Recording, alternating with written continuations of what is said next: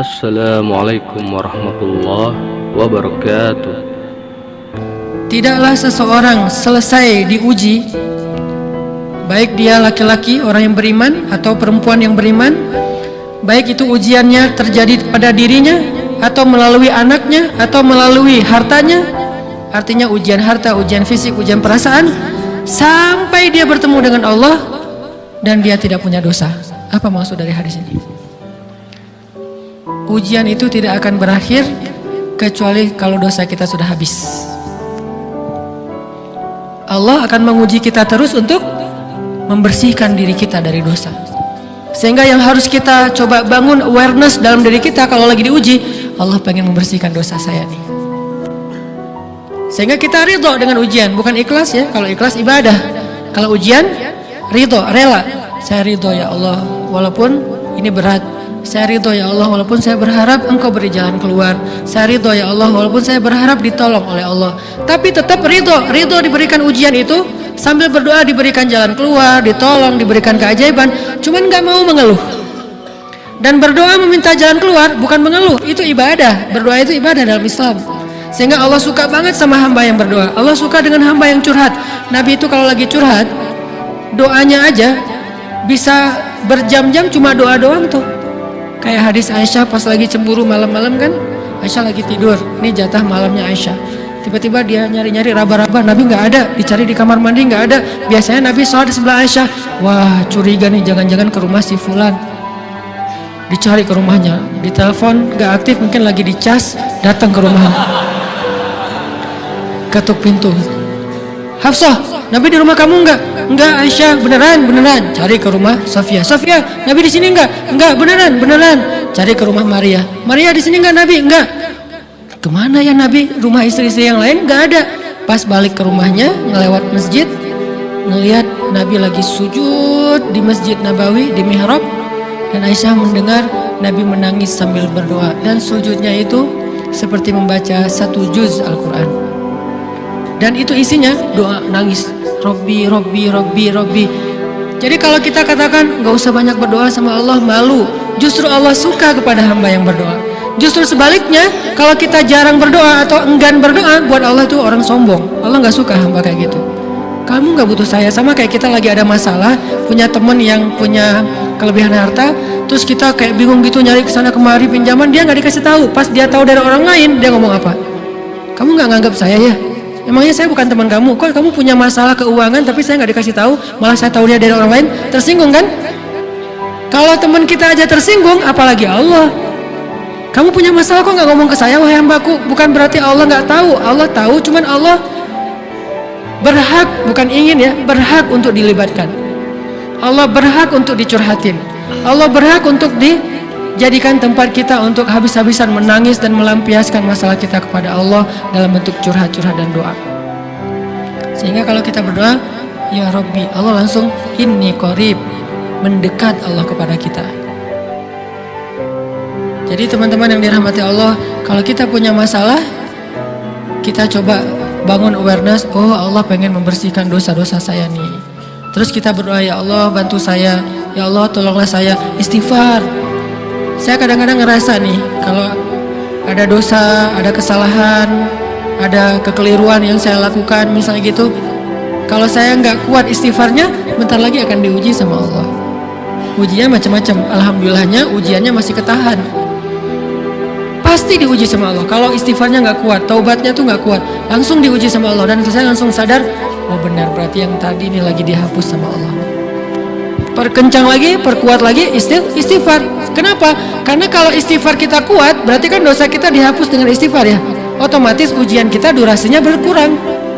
Makin kuat istighfar, makin berkurang. Kalau istighfarnya udah mantap, udah selesai, Allah cabut tuh ujian kita, diganti dengan kebaikan. Jadi teman-teman, kita coba sadari, oh kalau Allah menguji saya, emang saya banyak dosa. Sebelum kita mencari kambing hitam, nyalah-nyalahin orang lain, sebelum kita marah kepada orang lain, kadang wajar kita marah kepada orang lain gara-gara ucapannya, komennya, teks dari dia, wajar. Tapi sebelum itu, marah dulu kepada diri kita atas dosa dan kesalahan kita yang baru saja kita lakukan, atau yang dulu kita lakuin dan belum benar-benar kita tinggalkan. Kalau kita ngerasa banyak dosa di masa lalu sebelum kita taubat, hijrah, berarti mungkin itulah alasan kenapa sekarang kita diuji setelah hijrah. Kenapa agak-agak harus jungkir balik setelah kita hijrah? Kenapa harus sedikit berdarah-darah setelah kita hijrah? Anggap aja itu untuk mengkifarat, membersihkan dosa-dosa kita yang telah lalu. Supaya apa? Supaya kalau kita pulang kepada Allah, kita pulang dalam keadaan bersih, dan itu pasti akan menjadi orang yang paling beruntung. Daripada nanti diberesin di akhirat, mending diberesin di dunia kan? Soalnya kalau diberesin di akhirat itu lebih berat. Akhirat itu perlakuannya beda dengan di dunia. Di dunia kalau kita salah akan dibalas oleh Allah. Kalau kita belum taubat, dibalas oleh Allah sama. Tapi di akhirat ukurannya beda. Sehingga heran ya, kalau ada orang yang merasa beruntung lolos dari hukuman dunia, dia pikir dia udah lolos dari hukuman Allah, mending dia beresin deh di dunia daripada nanti di akhir berlarut-larut. Itu bahaya banget.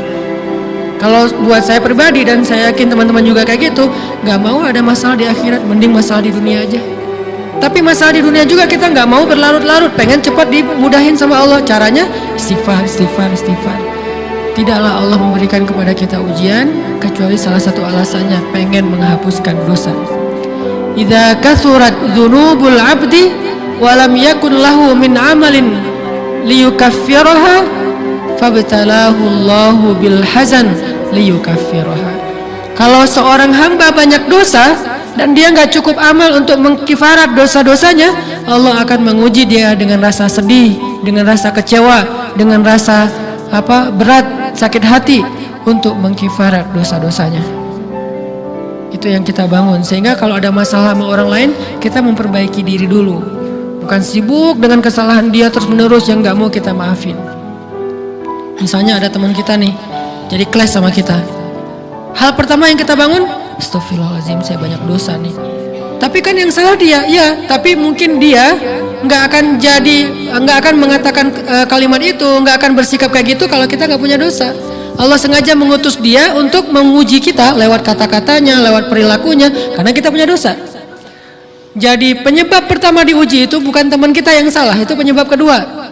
Memang dia salah. Dan itu harus kita akui, realistis lah. Dia salah, dia nggak pas, dia nggak bijak, dia apa. Oke.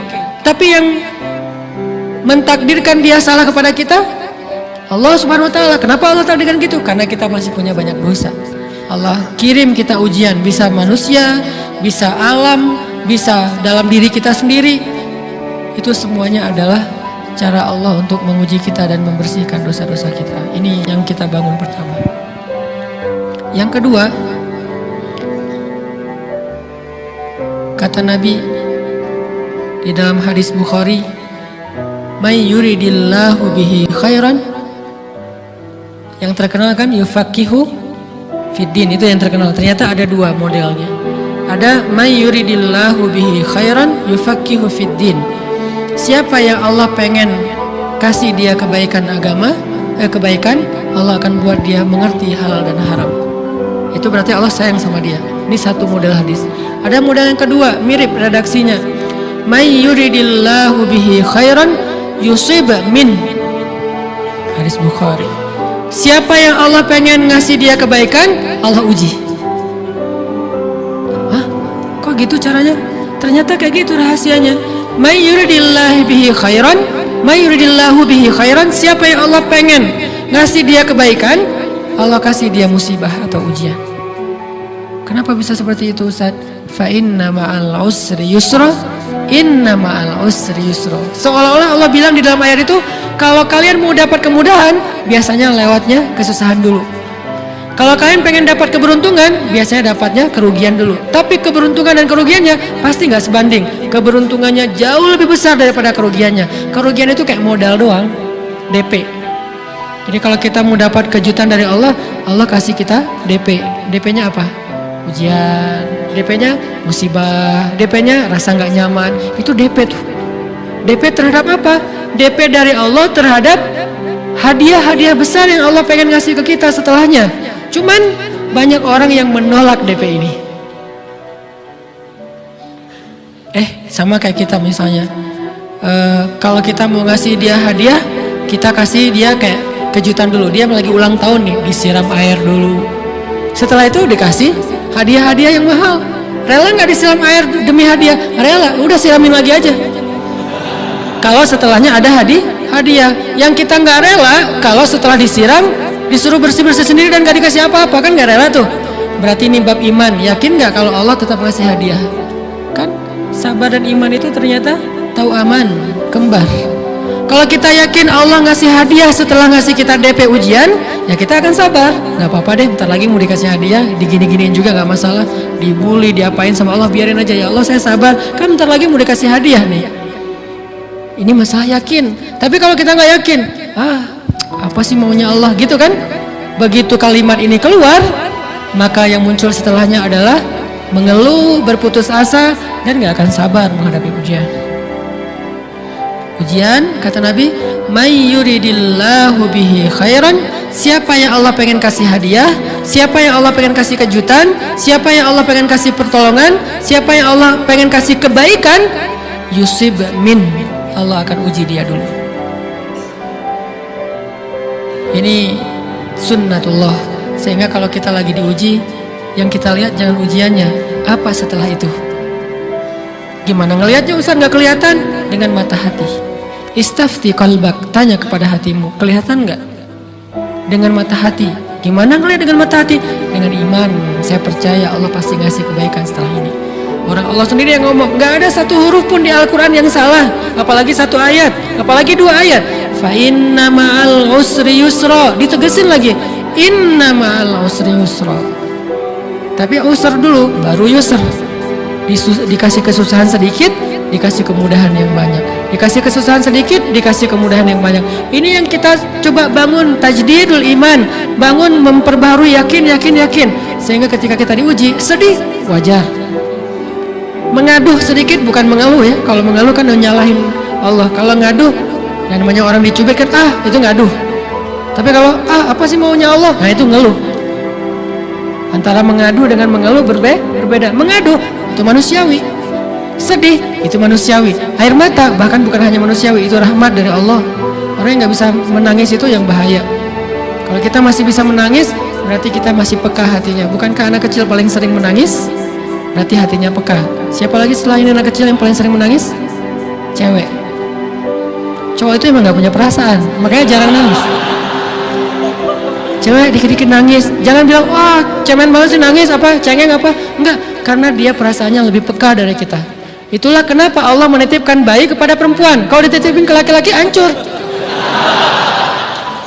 Di balik kepekaan perempuan, di balik sensitifnya perempuan, di balik perasaannya yang luar biasa, di situ Allah Subhanahu wa taala menitipkan amanah, dia yang paling baik dalam merawat bayinya. Perempuan secara umum mungkin lebih banyak bicara daripada laki-laki ya. Walaupun ada orang yang perempuan pendiam banget, ada yang nggak ngomong sama sekali, misalnya diem-diem aja, ada. Tapi secara umum perempuan lebih banyak berucap daripada laki-laki. Emangnya ini kekurangan? Bukan. Ini kelebihan. Kalau dia berikan itu dalam hal yang tepat. Apa yang tepat? Mendidik anak. Justru karena perempuan banyak ngomong, lebih baik dalam mendidik anak daripada laki-laki. Laki-laki itu kurang mendidik, kurang mengedukasi kepada anak dengan usia tertentu, karena dia jarang memahamkan. Salah hanya marah, salah hanya ditegur. Kalau ibunya jelasin, nah gini sebelum tidur ibunya yang ceritain banyak cerita. Saya sendiri ngalamin sering mana seorang ayah sama ibu interaksi sama anak dalam bentuk verbal. Sering ibu. Jadi menangis itu rahmat dari Allah. Nggak apa-apa, nangis saja. Dan itu tidak disebut mengeluh. Kamu kok nangis? Kan orang Islam harus sabar. Emangnya nangis dengan sabar itu bertolak belakang? Sabar tetap sabar ya, nangis jalan aja terus nangis. Nangis apa pakai nangisnya nggak cuma nangis dong, emotikonnya juga nangis, berderai-derai gitu, sampai air matanya menggenang gitu kan ya, boleh lah. Ditambah lagi dengan visual menangisnya, posting bahwa dia lagi tertusuk duri dengan postingan kaktus atau apalah, dia pengen share ke semua orang bahwa saya sedang sedih, sehingga nanti ketika ada orang yang menghibur dia dengan sedikit kata-kata yang sabar ya segala macam, wah makin berderai-derai. Itu belum jadi, kecuali dia keluarkan kata-kata mengeluh, baru dia disebut orang yang banyak mengeluh, berputus asa. Kalau mengadu wajar, Walaupun ada nabi udah diuji berat nggak mau mengaduh, apalagi ngeluh. Zakaria digergaji mengadu aja nggak. Kenapa? Karena kata malaikat, kalau kamu mengaduh sedikit aja, maka Allah Subhanahu wa taala akan menghancurkan kaum ini. Dia kasihan kepada kaumnya, nggak mau mengaduh. Satu-satunya orang yang kita tidak boleh mengaduh hanya orang tua. Atau itu mengeluh kalau untuk orang tua. Kalau yang lain nggak disebut mengeluh. Kalau ke teman, malas nggak apa-apa. Jangan sering-sering tapi. Apaan sih? Ke teman boleh. Tapi ke orang tua, saja itu bukan lagi mengadu, itu sudah mengeluh. Khusus untuk orang tua. Kalau diantara manusia. Kalau kepada Allah dan Rasul, pastinya lebih dari itu. Ketika kita diam saja, tidak langsung beranjak sami'na wa ata'na labbaika ya rabbi wa sa'daik, nggak memenuhi panggilan Allah, itu sudah disebut bagian dari kufur ingkar. Tapi minimal kita mungkin masih mengaduh, kita masih menangis, kita masih lelah, kita masih merasa lemah. Setidaknya kita tidak mengeluh. Kenapa? Kita percaya Allah kalau mau ngasih hadiah kepada hambanya, DP-nya itu ujian. Dan yakinlah hadiahnya minimal 10 kali lipat lebih baik daripada ujian itu. Minimal, karena nggak ada amal soleh yang dibalas di bawah 10 kali lipat tuh nggak ada. Amal soleh, amal ya bukan niat, amal yang udah kita kerjakan minimal dibalas 10 kali lipat, minimal. Maksimalnya bighairi hisab, tanpa batas. Bighairi hisab, tanpa batas. Ada yang 700 kali lipat kayak sedekah, tapi tetap aja ayat sedekah di akhirnya ujung-ujungnya apa? Bighairi hisab juga kan? Berarti sedekah itu minimal dibalas 700 kali lipat, minimal.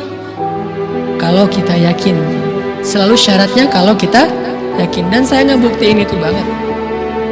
Saya pernah ngalamin lagi jalan-jalan di sebuah kota yang ada becak kayuhnya, becak sepeda gitu ya. Jalan terus saya bilang, Pak berapa ongkosnya? 20.000. Udah naik aja 20.000. Karena kita keliling-keliling kota, ternyata saya jadi kasihan sama dia 20.000. Kasihan kan 20.000 dibayar keliling kota, walaupun pas mampir beberapa tempat mungkin dia dapat tips ya. Tapi saya nggak tega gitu, dia cerita tentang anaknya lagi sekolah apa segala macam, makin bikin baper kan.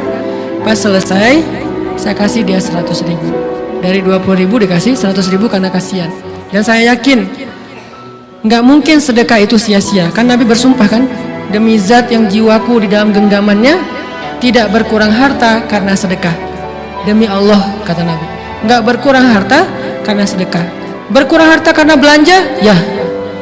Berkurang harta karena pacaran? Banget. Modal banget kan? Apalagi buat cowok. Tapi berkurang harta karena sedekah? Nggak mungkin kata Nabi. Demi Allah nggak berkurang harta karena sedekah. Berkurang harta karena istri? Nggak. Karena memberi kepada istri itu pahalanya lebih gede daripada sedekah. Makanya ngemodalin pacaran setelah nikah itu tumbuh berkah. Modal pacaran sebelum nikah itu apes. Jadi kalau pengen modal nih, ngemodalin cewek, traktir, ngapa-ngapain, bayarin, jangan sebelum nikah. Sebelum nikah jadi orang pelit aja, nggak apa-apa. Tapi setelah nikah jor-joran ngasih, apalagi yang, bayarin semuanya. Kenapa? Pahalanya lebih gede daripada sedekah. Bahkan lebih gede daripada infak fi sabilillah. Seorang suami memberi nafkah istri, itu pahalanya terkadang lebih besar daripada kita berinfak untuk fi sabilillah, untuk korban perang.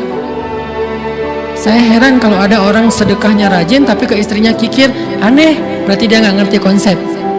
Padahal memberi kepada istri itu selama itu kebutuhan pokok ya, dan sedikit entertain, nggak apa-apa asal nggak berlebihan, itu luar biasa. Makanya saya kalau jalan sama istri yang yang mana? Itu yang Oni suka. Oh ya, Oni suka. Kasih aja. Kenapa? Minta ini. Kasih. Selama ada kan, kenapa nggak dikasih kan ya? Nanti Allah ganti. Makin rajin kita ngebayarin istri kita, ngebelanjain istri kita, makin Allah ngasih yang kita nggak pernah duga-duga. Sampai istri kita cemburu sama kita. Kok kamu duitnya banyak banget sih? Kan gara-gara aku sering ngasih ke kamu. Ya udah sini lain lagi. Mau ditransfer berapa gitu kan ya? Saya ngasih 100.000 ke si bapak. Dan saya yakin teman-teman sedekahnya pasti lebih dari itu, karena 100.000 saya sebut. Kalau 1 juta ke atas saya nggak mau nyebut, malu dong, ria ya.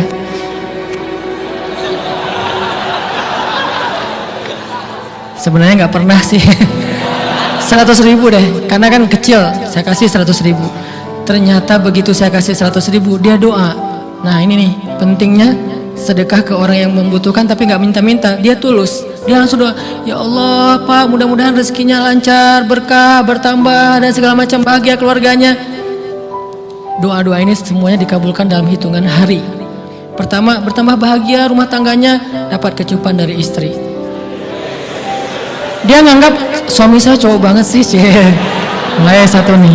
Dua, demi Allah, selang 15 jam kalau nggak salah, karena waktu itu malam, besok paginya ada orang yang ngejar-ngejar saya pengen ngasih hadiah.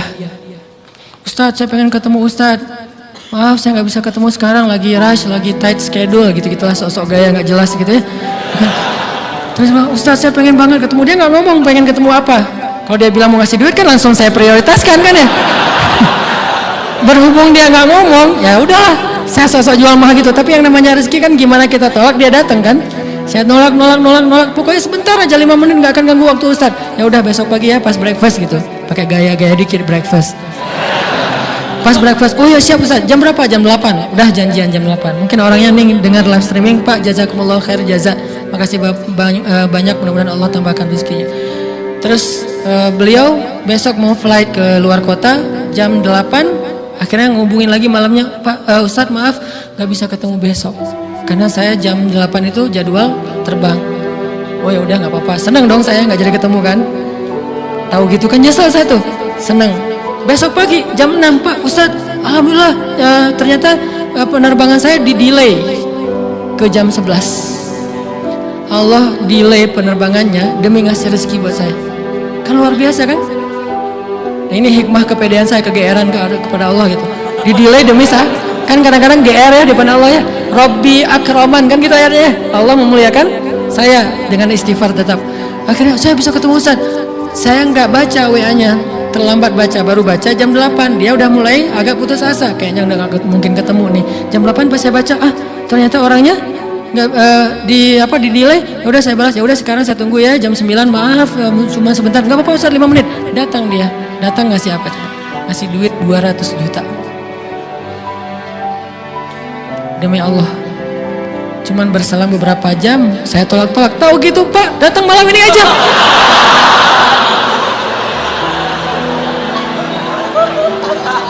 Harusnya malam itu juga saya cari orangnya. Kalau perlu saya yang nyamperin Bapak. Sherlock, saya kejar. Manusia gitu banget ya.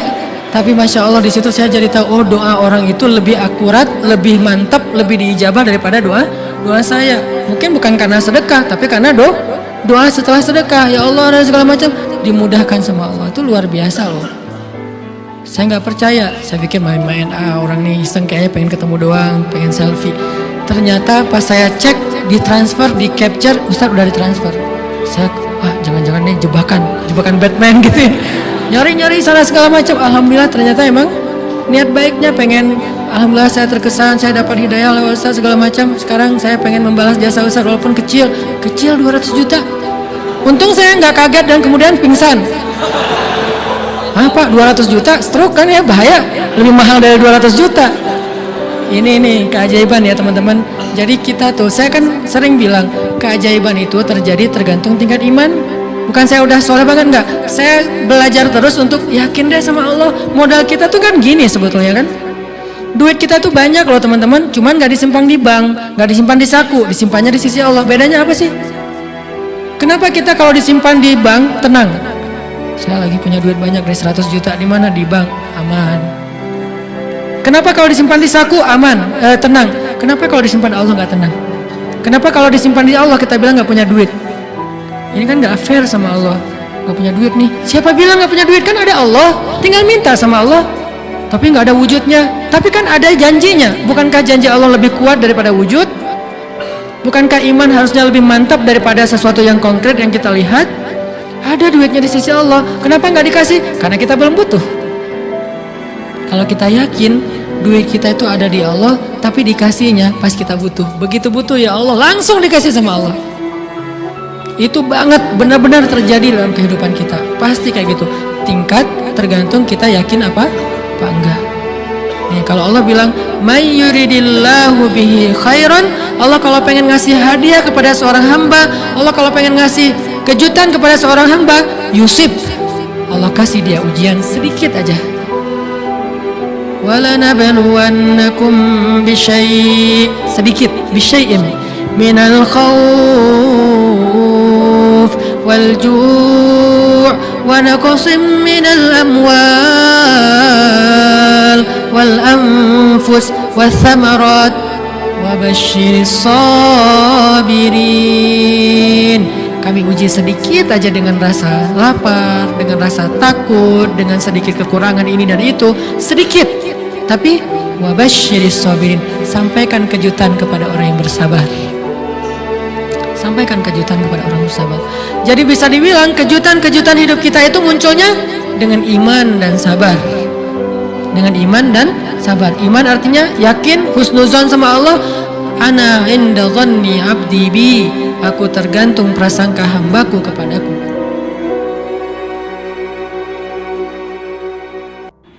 Rasulullah Shallallahu Alaihi Wasallam bersabda, barang siapa yang meringankan kesulitan seorang mukmin dari kesulitan dunia, maka Allah akan meringankan kesulitannya dari kesulitan di hari kiamat.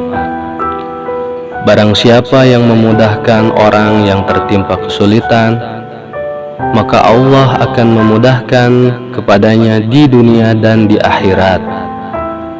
Barang siapa menutupi aib seorang muslim, maka Allah akan menutupi aibnya di dunia dan di akhirat. Allah akan membantu hambanya selagi hamba tersebut membantu saudaranya. Hadis riwayat Muslim. Sahabat audio Islami yang dirahmati Allah, setiap orang pasti memiliki masalah hidupnya masing-masing. Namun bukan berarti kita harus berpangku tangan dengan permasalahan yang dihadapi orang lain. Justru ada sebuah keajaiban saat kita bersedia membantu orang lain, meskipun kita sendiri sedang berada di dalam kesulitan. Wallahu a'lam bishawab.